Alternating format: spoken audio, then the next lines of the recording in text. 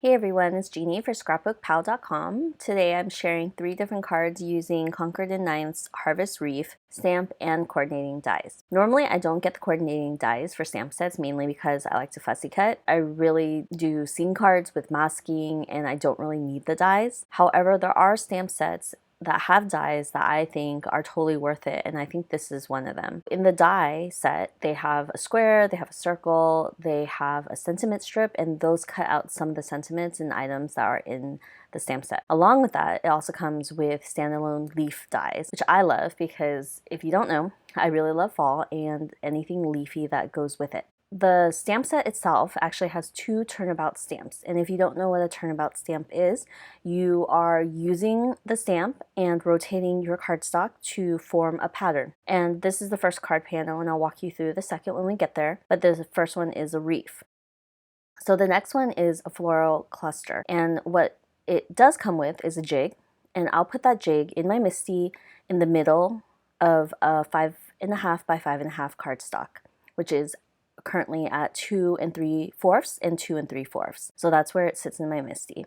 Once I have that jig down, I'll go ahead and place the stamp right on top of it, and it tells you exactly where to put it. And I'll remove that jig and insert my 5.5 by 5.5 cardstock. I'll go ahead and stamp my first image with my first color. And once I do that, I will take the cardstock, rotate it, ink up the stamp again with my second color, and go ahead and stamp. And I'll repeat 4 times until I have my entire image, which becomes this whole cute wreath bouquet of leaves, and I think it looks really nice. So I'm using the same 4 colors throughout my 3 cards because when I sit down to create multiple cards, they usually end up in like a card set.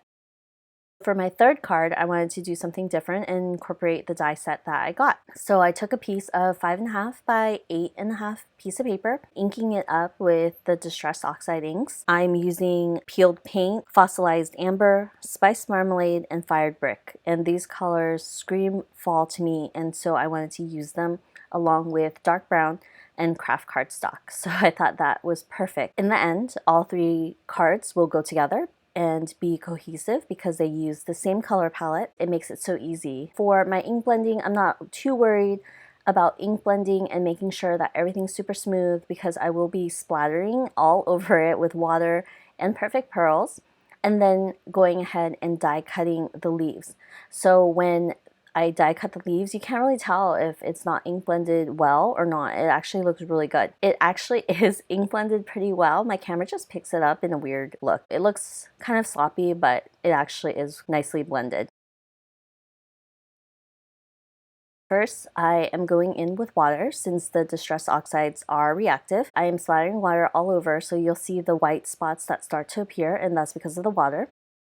Next, I am mixing this gold perfect pearls with water, and I'm splattering it all over. I thought gold would be perfect for the leaves, and it just has little specks of that gold. You'll see it when I complete my splattering, and you can see the shine of it. I love perfect pearls for that addition. I use it for nighttime scenes. I use it for backgrounds. It just looks so pretty, and you can see the shine on it.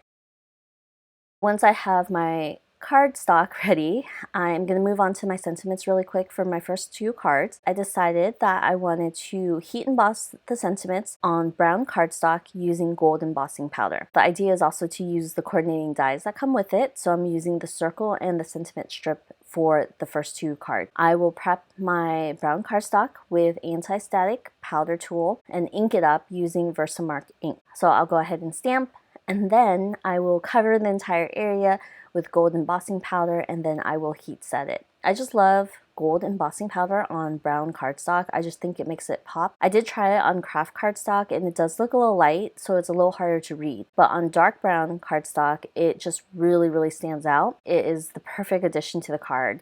I think that if I were to use white, it would be too harsh and it doesn't really fall in line with the fall vibe that I'm going for.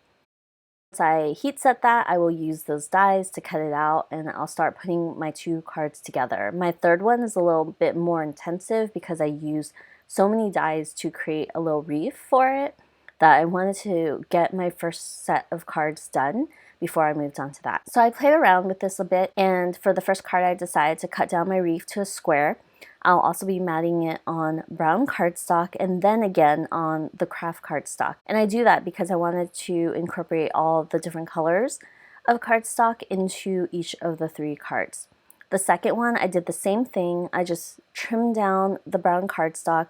I matted it so the craft cardstock shows up on the side, and I trimmed down my wreath just so the black cardstock pops out at the top and bottom. And then I add my sentiments, and those 2 cards are done. For my 3rd card, I am going to go and pull out every single one of those leaf dies. I will be die cutting them 4 times, and I do this because I wanted a variety of leaves and in different colors. So I will actually tape this down with a piece of washi, run it through my die cut machine, pick up the washi and flip it around so I get different colors for the different leaves, and I'll repeat this 4 times. So I was able to run this piece of cardstock 4 times and get 4 times the amount of leaves. So I did the same thing with the sentiment, and I stamped it on brown cardstock. He embossed it in gold, and I used the square die to cut out the sentiment. And the idea is that that square sentiment will be the centerpiece of my 3rd card. I wanted to mat it on craft cardstock, but I thought it looked too stark, so I really wanted to go with a subtle look. So I decided to add Versamark ink on my brown cardstock and then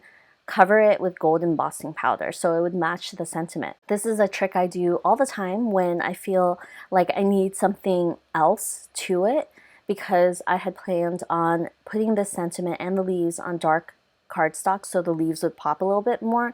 I really wanted to differentiate the sentiment with the background, and I did that by adding that gold, and I thought it just made it look a little bit more elegant. So once I did that, I just trimmed it, and then I will be adding foam squares on the back of that. I do foam squares because it leaves some space in between the squares so I can kind of stick in the leaves all around, and it just allows me to be a little bit more flexible with the leaves. Once I add all the foam squares, I'll put it into the center of my brown cardstock. I'll start working on putting the wreath of leaves together. I had planned it out, but sometimes it doesn't go according to plan once you start gluing things down. And that's what happened. I changed things up as I went, but I wanted a general idea of where I wanted some of the leaves. So it is always good to plan it out because you don't want to end up with too many of the same colors in one area, and you don't want too many of the same type of leaves in one area. I wanted a variety. So I just went in with my liquid glue and I started putting down the pieces. I would trim some of them down because even though I did leave space between the foam squares, it was a little bit harder to